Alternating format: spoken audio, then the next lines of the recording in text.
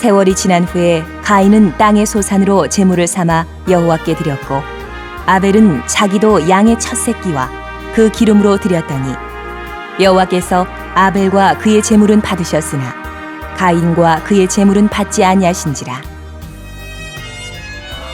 가인이 몹시 분하여 안색이 변하니 여호와께서 가인에게 이르시되 내가 분하여 함은 어찌 됨이며 안색이 변함은 어찌 됨이냐. 내가 선을 행하면 어찌 낯을 들지 못하겠느냐. 선을 행하지 아니하면 죄가 문에 엎드려 있느니라. 죄가 너를 원하나 너는 죄를 다스릴지니라.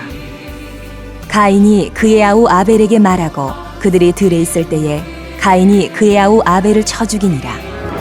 여호와께서 가인에게 이르시되 내 아우 아벨이 어디 있느냐. 그가 이르되 내가 알지 못하나이다. 내가 내 아우를 지키는 자니이까? 이르시되 내가 무엇을 하였느냐. 내 아우의 빗소리가 땅에서부터 내게 호소하느냐.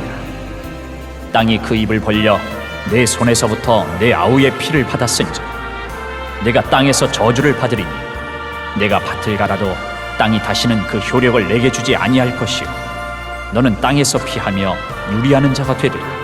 가인이 여호와께 아뢰되 내 죄짐을 지기가 너무 무거우니이다. 주께서 오늘 이 지면에서 나를 쫓아내시온즉 내가 주의 낯을 배웁지 못하리니 내가 땅에서 피하며 유리하는 자가 될지라. 무릇 나를 만나는 자마다 나를 죽이겠나이다. 여호와께서 그에게 이르시되 그렇지 아니하다. 가인을 죽이는 자는 벌을 7배나 받으리라. 하시고 가인에게 표를 주사 그를 만나는 모든 사람에게서 죽임을 면하게 하시니라. 기도하시겠습니다.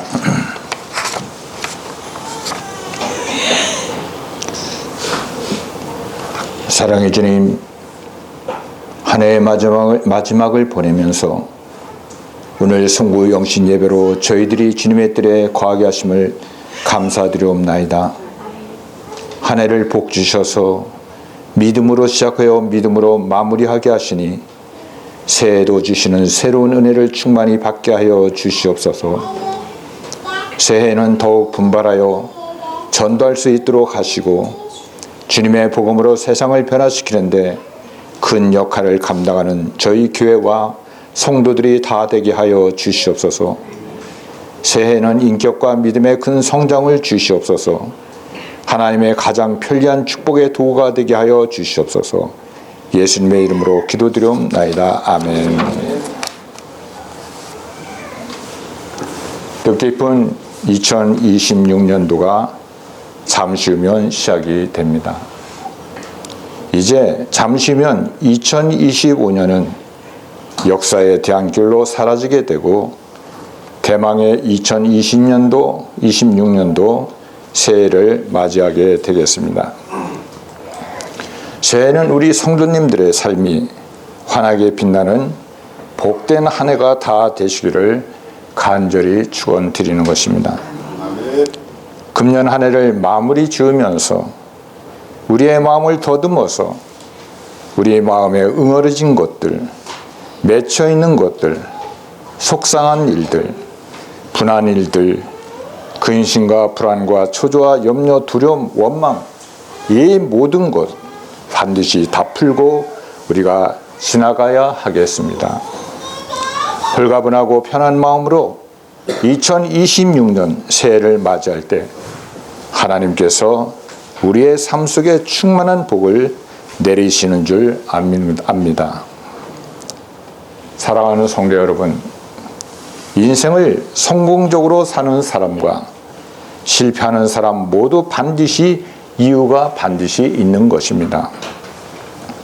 우리는 성공적인 삶을 다 같이 원하고 있습니다. 그렇다면 우리는 실패의 원인을 미리 제거하면 될 것이라고 생각이 됩니다. 그러면 우리는 성공적인 삶을 살게 될 것입니다. 이 세상 최초의 사건은 우리에게 주시는 강력한 메시지로 큰 교훈과 깨달음을 우리에게 주고 있습니다. 아담과 하와의 두 아들은 모두 하나님께 제사를 드렸지만은 하나님께서는 아벨의 제사는 받으시고 가인의 제사는 받지 않으셨던 것입니다. 우리는 여기서 하나님께서 받으시는 예배와 하나님께서 받지 않으시는 예배가 있다는 사실을 우리가 알 수가 있는 것입니다. 예배에 참여한다고 해서 모든 예배를 다 받으시는 것이 아님을 우리는 알아야 하는 것입니다. 사랑하는 성도 여러분, 하나님께 드린 예배 이후 인류 최초의 살인이라는 무서운 사건이 생겼던 것입니다. 그것도 형이 동생을 죽인 사건인 것입니다. 이 사실을 통해서 인간의 악한 모습을 우리가 두 가지로 살펴볼 수가 있는 것입니다. 첫째는 죄의 결과가 얼마나 끔찍한 결과를 가져오는지를 우리가 알 수가 있는 것입니다. 두 번째로는 선에 대한 악의 박해인 것입니다. 이 땅의 역사를 우리가 살펴보면 악은 언제나 선을 핍박하고 선은 박해를 받았던 것입니다. 이런 내용은 우리 한국의 전래 동화에서도 우리가 살펴볼 수가 있습니다. 팥쥐가 공주를 미워하고 핍박했으며 놀부가 흥부를 괴롭혔던 것입니다. 근데 요즘 사람들은 놀부를 더 좋아한다고들 하고 있습니다. 흥부보다 우리는 놀부를 더 좋아한다는 것입니다. 사람들이 날로 악해져 가고 있는 모습이라고 우리가 생각해 볼 수가 있는 것입니다. 인류 역사 이래로 악은 선을 향해 파괴하고 폭력성을 드러냈던 것입니다. 악은 결국 가장 악한 범죄인 살인을 범하게 됩니다. 사랑하는 성도 여러분, 하나님께서는 가인의 살인 현장을 바라보고 계셨던 것입니다. 하나님께서 주신 생명을 빼앗는 가인의 잔인성을 보셨고 가인은 무서운 살인의 대가를 받고 있는 것입니다. 가인은 모든 것으로부터 배척을 당하게 되었습니다. 먼저 이 땅에서 배척을 당하고 죄의식에 사로잡혀 평생 쫓기는 도망자의 삶을 살게 된 것입니다. 우리가 창세기 4장 12절부터 13절 말씀에 보면 네가 밭을 갈아도 땅이 다시는 그 효력을 네게 주지 아니할 것이요 너는 땅에서 피하며 유리하는 자가 되리라. 가인이 여호와께 아뢰되 내 재벌이 지기가 너무 무거우니라. 아멘. 여기서 유리하는 자라고 하는 것은 도망자, 피난자가 된다는 것을 말하고 있습니다. 가인은 도망자로 삶을 마감하게 되는 것을 보게 됩니다. 땅이 효력을 주지 않을 것이라고 말씀을 하셨습니다. 이것은 생업의 안정을 찾지 못할 것임을 말씀을 하신 것입니다. 가인은 농사를 지으며 살았습니다. 그런데 땅이 다시는 효력을 주지 아니한다는 것은 노력한 대로 소산물을 얻을 수 없다는 것을 말씀하고 있는 것입니다. 우리가 공급을 받고 사는 것은 바로 하나님의 권세에 있음을 우리가 알아야 하는 것입니다. 우리가 사무엘상 2장 7절 말씀해 보면 여호와는 가난하게도 하시고 부하게도 하시며 낮추기도 하시고 높이시기도 하시는도다라고 말씀하고 있습니다. 이와 같이 먼저 이 땅에서 배척을 당하고 죄의식에 사로잡혀 평생 쫓기는 도망자의 삶을 살게 된 것입니다. 바로 가인이. 그리고 두 번째로는 이웃에 대한 두려움인 것입니다. 사람들로부터 따돌림을 당하는 것은 두려운 일인 것입니다. 가인은 평생 이웃에 대한 두려움을 안고 살게 되었던 것입니다. 사람을 두려워하며 비참하게 살게 되었던 것입니다. 하나님은 이런 와중에서 가인에게 은혜를 베풀어 주셨습니다. 이런 와중에서 하나님께서는 가인에게 은혜를 베풀어 주셨던 것입니다. 곧 죽음을 명쾌해 주시겠다고 하신 것입니다. 그뿐만 아니라 가인은 하나님과 단절된 삶을 살게 되었던 것입니다. 인생에 있어서 가장 중요한 것은 하나님과의 관계인 것입니다. 가인은 비로소 하나님을 알게 되고 하나님과 단절된 삶이 얼마나 무서운가를 알게 되었던 것입니다. 하나님과의 관계가 단절되면 하나님의 인도하심과 보호를 받을 수가 없게 되는 것입니다. 이것은 가인이 하나님의 간섭과 하나님 말씀을 귀중하게 생각하지 않고 산 결과로 가인은 평생 주한 배벌 가운데 살게 되었던 것입니다. 가인은 하나님 앞에서 쫓겨나서 에덴 동쪽에서 살게 되었는데 두려움과 고통 가운데 살게 되었던 것입니다. 그리고 가인의 죄는 계속해서 죄악을 확산시키는 역할을 하였던 것입니다. 그의 후손들, 이 가인의 후손들이 죄악을 퍼뜨린 것을 우리가 볼 수 있습니다. 우리가 창세기 4장 17절부터 26절 말씀에서 보면 가인의 후예들이 죄악된 문화를 발전시켜 급속도로 확산시키는 것을 우리가 볼 수가 있는 것입니다. 사랑하는 성도 여러분, 이 가인의 실패는 바로 예배의 실패에서부터 시작이 되었던 것입니다. 예배의 실패에서부터 시작이 되었던 것입니다. 위스터 사전에는 예배의 정의를 이렇게 말하고 있습니다. 예배라고 하는 것은 초월자에게 경배와 고백과 기도와 감사를 통하여 초월자를 향한 존경과 숭배하는 마음과 경의를 표하는 것이라고 이렇게 예배에 대해서 정의를 하고 있습니다. 그러므로 예배라고 하는 것은, 예배는 예수 그리스도로 거듭난 사람이 예수님의 구속 사역을 생각하면서 살아계신 하나님께 감사와 영광과 찬양을 성령의 인도하심을 따라 올려드리는 것, 이것을 예배라고 말씀하시는 것입니다. 가인과 아벨이 하나님께 제물을 드렸습니다. 똑같이 하나님께 제물을 드렸습니다. 근데 아벨의 제물은 기쁘게 하나님께서 받으셨습니다. 왜 기쁘게 받으셨겠습니까? 아벨은 양의 첫 새끼를 드렸는데 이것은 가장 귀한 것을 드렸다는 것입니다. 예배는 영어 단어 워십은 가치를 상대에게 돌린다라는 뜻입니다. 워십이라고 하는 것은 예배 영어 단어 워십은 가치를 어떤 상대에게 돌린다라는 뜻을 갖고 있습니다. 최상의 가치, 최고의 가치를 올려드린다는 뜻인 것입니다. 히브리서 11장 4절 말씀에 보면, 히브리서 11장 4절에 믿음으로 아벨은 가인보다 더 나은 제사를 하나님께 드림으로 의로운 자라 하시는 증거를 얻었으니 하나님이 그 예물에 대하여 증언하심이라. 그가 죽었으나 그 믿음으로써 지금도 말하느니라고 이렇게 말씀하고 있습니다. 아벨은 믿음으로 제사를 드렸다고 말씀하고 있습니다.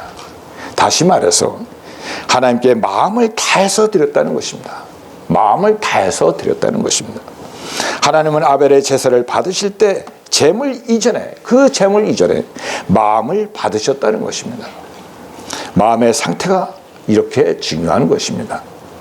하나님께서는 마음의 상태를 보시고 아벨의 제물을 받으시고 가인의 제물은 거부하신 것이었습니다. 또한 우리의 평상시의 삶이 제물이 될 수 있음을 우리가 알 수가 있는 것입니다. 가인의 평상시의 삶이 하나님의 마음을 기쁘시게 해드리지 못했다고 볼 수가 있는 것입니다. 가인이 예배 후 화를 내고 아벨을 살해한 것으로 봐서 평상시의 삶 역시 하나님 마음에 들지 않았을 것이라고 생각이 되는 것입니다.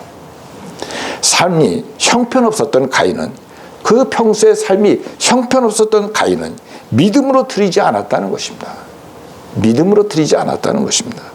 단지 형식적인 예배를 하나님께 드렸고 하나님께서는 예배를 받지 않으셨던 것입니다. 하나님은 언제나 마음부터 살피시는 것입니다. 하나님은 언제나 우리의 마음부터 살피시는 것입니다. 재물도 중요하지만은 일상적인 삶이 중요하다는 것입니다. 일상적인 삶이 가장 중요하다는 것입니다. 성경에 나오는 믿음의 사람들은 삶을 인정받음으로 삶의 예배를 드린 자들이라고 생각이 되는 것입니다. 사랑하는 성도 여러분, 우리는 언제나 하나님의 뜻이 무엇인가를 살피고 우리의 마음에 순수한 동기를 가져야만 하는 것입니다. 하나님은 마음에 담긴 예배를 기쁘시게 받으시기 때문인 것입니다. 하나님은 우리 마음에 담긴 예배를 기쁘시게 받으시기 때문인 것입니다.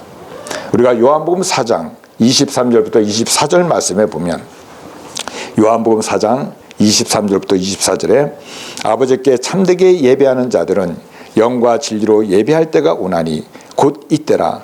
아버지께서는 자기에게 이렇게 예배하는 자들을 찾으시느니라. 하나님의 영이시니 예배하는 자가 영과 진리로 예배할지니라. 아멘. 우리가 예배에 성공하면 인생도 성공하는 것입니다. 인생도 성공하는 것입니다. 예배에 성공한 솔로몬은 가장 지혜로운 왕으로 부귀영화를 한 몸에 누렸던 것을 우리가 잘 알 수 있습니다. 믿음의 사람은 예배의 사람이었던 것입니다. 아브라함, 이삭, 야곱 모두 예배의 사람이었습니다. 다니엘은 사자굴에 들어가면서까지 하나님을 경배했습니다. 예배의 마음을 다하고 열심을 다하면 인생도 성공하는 것입니다.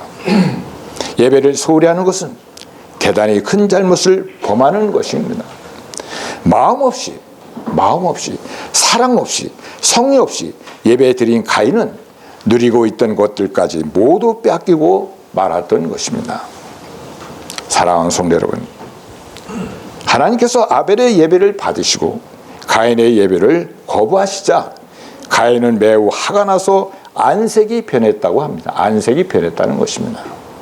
가인이 자신의 재물을 하나님께서 받지 않으셨을 때 자신의 문제점을 묻고 회개했다면, 자신의 문제점을 묻고 회개했다면, 하나님께 회개했다면 다시 기회가 가인에게도 있었을 것입니다.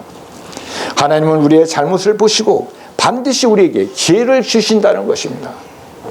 반드시 우리에게 기회를 한번 주시는 것입니다.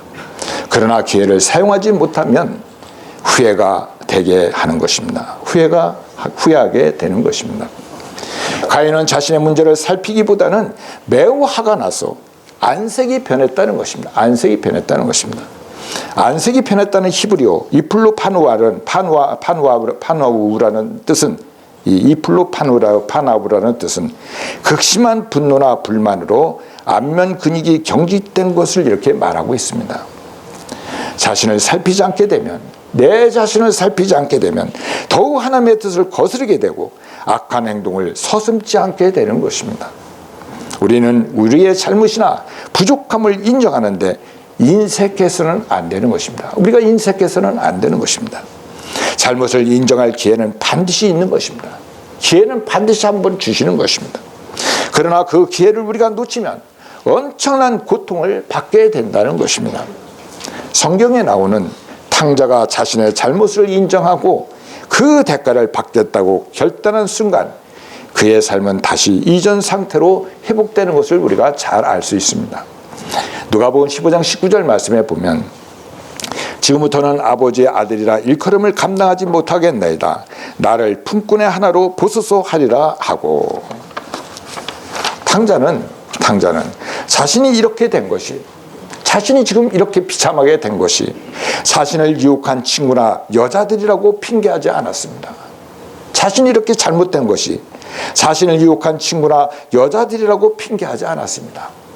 탕자는 지혜로웠습니다. 창자는 지혜로웠습니다. 자신의 잘못을 깨달은 것입니다. 결국 인생의 책임은, 우리 인생의 지금의 책임은 자신이 지게 되어 있는 것입니다. 우리가 하나님 앞에서 심판당할 때 우리 주변의 사람들과 환경과 그리고 상황이 참작되지 않는다는 것입니다. 절대로 참작되지 않는다는 것입니다. 우리의 책임은 자신이 져야 하는 것입니다. 내 자신이 져야 하는 것입니다. 먼저 내 자신의 노력은 잊어버려야 하는 것입니다. 내가 얼마나 노력했느냐 하는 것은 잊어버려야 하는 것입니다.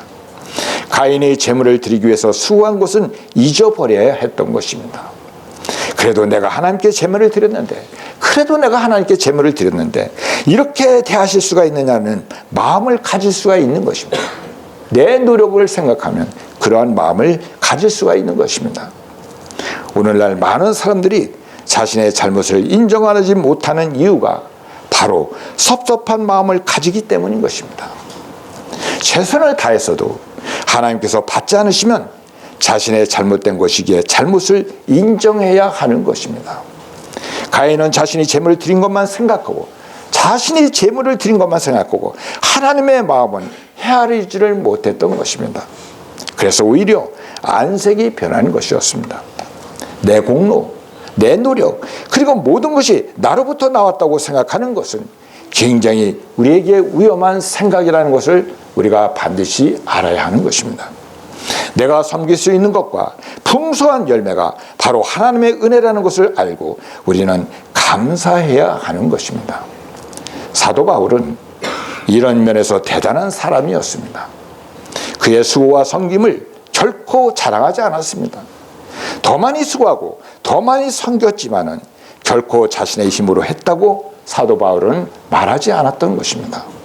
우리가 고린도전서 15장 10절 말씀에 보면 그러나 내가 나된 것은 하나님의 은혜로 된 것이니 내게 주신 그의 은혜가 헛되지 아니하여 내가 모든 사도보다 더 많이 수고하였으나 내가 한 것이 아니요 오직 나와 함께 하신 하나님의 은혜로다. 사도 바울이 이렇게 말씀하셨습니다. 자신의 수고를 누가 알아주지 않아도 결코 실망하거나 섭섭해할 이유가 전혀 없다는 것입니다. 그것은 바로 하나님의 능력으로 행했기 때문인 것입니다. 내 힘으로 한 것이 아니라 바로 하나님의 능력으로 행했기 때문인 것입니다. 그러나 가인은 자신의 것으로 드리고 자신의 힘으로 했다는 것 때문에 자신의 수고와 노력에 집착을 했다는 것입니다. 이것이 파멸의 시작이었던 것입니다. 사랑하는 성도 여러분, 결코 남을 탓하지 우리가 말아야 하는 것입니다. 남을 탓하지 말아야 하는 것입니다. 남의 탓을 잘하는 사람은 자신의 인생을 가인처럼 몰고 갈 가능성이 있는 사람인 것입니다. 누구 때문에 내 인생이 이렇게 되었다고 생각해서는 안 되는 것입니다. 내 잘못이라고 생각해야 한다는 것입니다. 내 잘못인 것입니다. 가인의 문제는 전적으로 자신의 문제였던 것입니다. 그러나 가인은 자신의 잘못을 아벨 때문이라고 생각한 것입니다. 동생 아벨 때문이라고 생각했던 것입니다. 그리고 동생 아벨을 죽이는 비극적인 사건이 일어나게 된 것입니다. 우리가 창세기 4장 8절에 보면 가인이 그 아우 아벨에게 말하고 그들이 들에 있을 때 가인이 그의 아우 아벨을 쳐 죽이니라.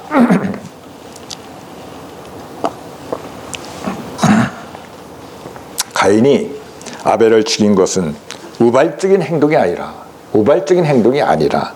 죽일 의도를 가지고 계획적인 살인을 한 것입니다.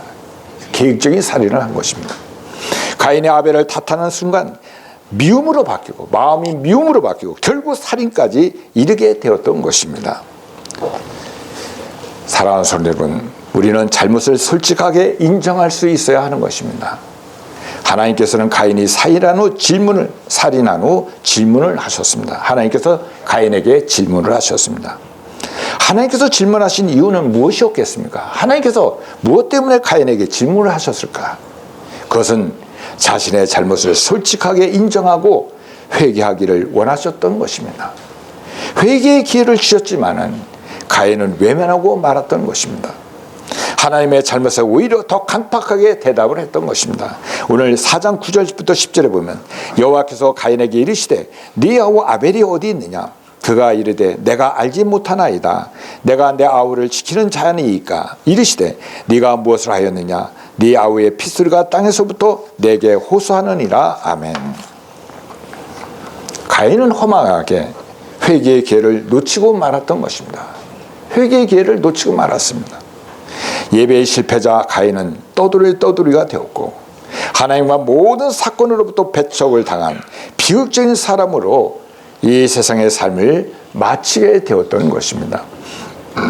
예배의 실패자 가인을 통해서 우리에게 주시는 메시지가 분명히 우리에게 있는 것입니다. 예배의 성공은 곧 인생의 성공이라는 것입니다. 예배를 우리는 귀하게 여기시기를 바라는 것입니다. 우리가 드리는 이 예배를 우리가 귀하게 여기시기를 바라는 것입니다. 우리가 예배에 열심히 참석하고 마음을 다해서 예배를 드리시기를 바라는 것입니다. 예배 중심의 삶을 살면, 우리가 예배 중심의 삶을 살게 되면 우리는 행복을 누리며 살 수가 있게 되는 것입니다. 예배의 축복을 누리며 살기를 간절히 바라는 것입니다. 사랑하는 성도 여러분, 왜 예수님께서 이 세상에 오셨습니까? 한마디로 우리가 말하면 풀어주기 위해서 이 세상에 예수님께서 오신 것입니다. 죄악과 사망의 권세에서 우리를 풀어주셨습니다. 포로된 자에게 자유를 주시고 눈먼 자에게 보게 해주시고 귀머거리에게 듣게 해주시고 벙어리 된 자에게 입을 열게 해주시고 억눌린 자를 세워주기 위해서 예수님께서 이 세상에 오신 것입니다. 우리를 풀어주시기 위해서 이 세상에 오신 예수님이 십자가에 달리셔서 우리를 모든 사슬에서 풀어주셨습니다. 해방시켜 주셨습니다. 예수님이 우리를 풀어주셨는데 왜 우리가 풀지 못하고 매어 사는 것이겠습니까? 꼭 이것을 우리는 기억해 주시길 바라는 것입니다. 예수님이 뭐라고 말씀하셨습니까? 무엇이든지 너희가 땅에서 매면 하늘에서도 매일 것이요 무엇이든지 땅에서 풀면 하늘에서도 풀리리라. 반드시 풀어야 한다는 말씀인 것입니다. 마음속에 우리가 응어리진 것이 많이 있을 것입니다. 속상한 것도 많이 있을 것입니다. 우리가 마음속에 매여 있는 것이 많을 것입니다. 이 모든 것이 남김없이 이 시간 우리가 다 푸시기를 바라는 것입니다. 예수 그리스도의 십자가 밑에 우리의 모든 무거운 짐을 남김없이 다 내려놓고 매인 것에서 풀려나 자유하는 이 시간이 되시기를 간절히 축원드리는 것입니다. 예수님께서 인도하시는 대로 힘있게 앞을 향하여 전진할 수 있는 복된 발걸음이 다 되시는 우리 코스모스 성도님들이 다 되시기를 간절히 축원드리는 것입니다. 기도하시겠습니다. 사랑의 주님, 새 2026년도에는 우리 모두 예배의 성공은 곧 인생의 성공이라는 것과 예배를 귀하게 여기며 예배에 열심히 참석하고 마음을 다해 예배를 드림으로써 행복을 누리며 축복을 누리며 살기를 간절히 원하오며 하나님이 보시기에 좋았더라는 기쁨과 한의를 맛보는 한 해가 되기를 간절히 원하오며 예수님의 이름으로 기도드리옵나이다. 아멘.